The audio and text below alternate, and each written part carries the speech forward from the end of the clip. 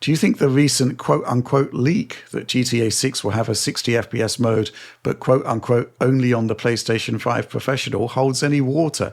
Surely the 10% CPU bump is insufficient unless there is some unlimited time and money conjured special source or Magic 30 PSSR 2026 edition? Question mark. So this was a rumor that emerged earlier in the week, which basically said, hey, Rockstar are actually going to deliver Grand Theft Auto 6 at 60 frames per second, but it's only going to be on PlayStation 5 Pro, and it's some sort of collaboration with Sony engineers. And I guess this is sort of like a pushback against our continued conjecture that the game is going to be running at 30 frames per second. I should stress that it is conjecture. I think we should go through this. Why do we think that it's going to be 30 frames per second? There's a couple of reasons here. First of all, I mean, all Rockstar games that have been delivered so far, their initial versions have been targeting 30 frames per second. The reason they're targeting 30 frames per second, I guess maybe it's different in the 360 or in that sort of era, but primarily it's because of CPU limitations, right? But, the amount of simulation that's involved in producing an open world of that fidelity does necessarily mean that there's got to be some level of compromise, and it's on the CPU. I guess going back to that, to that particular era, there were GPU considerations as well, bearing in mind how, for example, you could see dips well beneath 30 frames per second. Well beneath. So, that's kind of like why we think, and it is just conjecture based on the assets that we've seen, which have been 30 frames per second, by the way, that we think that the game will probably be targeting 30 frames per second. It just makes sense when you see the amount of stuff going on and the fact that the consoles that we have now are essentially vintage 5 years old at this point. So this concept that the PlayStation 5 Pro will specifically have a 60 FPS mode, the reason why we kind of push back against that is pretty straightforward, right? Because the Pro only has a 10% boost to CPU clocks. So all of the simulation issues that we've identified as why Rockstar might be targeting 30 frames per second, they're not going to change.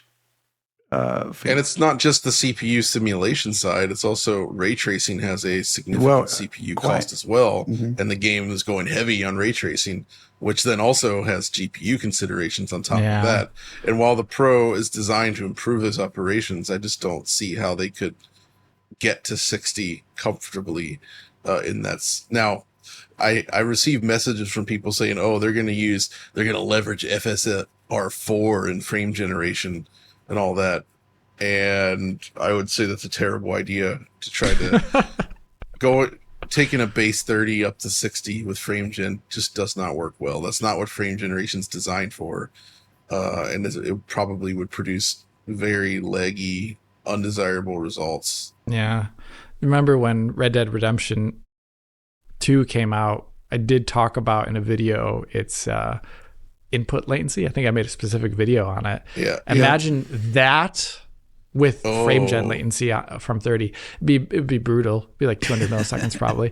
And, the reason why I want to also push back against this is that we're responding to a question on DF Direct about this. This is harmless, but pretty sure the origin of this is like a random social media post by someone just out there, like there's no checking, there's no responsibility. I can post that thing in an anonymous thing, too, and I could write anything I wanted. And that is no level of credibility. I don't want to say we're like the most credible people out there, but we're at least applying some sort of deductive reasoning to say the things we are saying. Whereas this is just tales from my ass. But I mean, again, these guys, Rockstar has a lot of money and time investment in this. If they really wanted a 60 FPS mode, I'm sure they could have architected some way to get there. And maybe they even will. We don't actually know, right? Yeah, sure. We don't necessarily think that's going to happen, but it could. Yeah, and I was just thinking, actually, going back to GTA 4 on Xbox 360, that was running unlocked, which is why you can play it now at 60 on Series X. Exactly.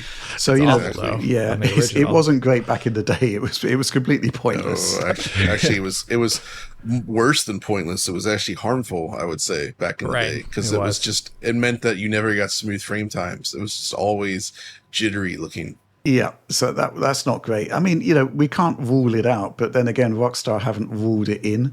And the concept that this is going to be some sort of, bolt-on mode specifically for one version of the PlayStation console doesn't really pass muster, because, the Pro is great for certain things, but one thing that it's not great at is improving CPU performance. You get a tiny iterative bump there, and Mark Cerny's explained why. They're going for better graphics, essentially, which is kind of what the PS4 Pro did back in the day.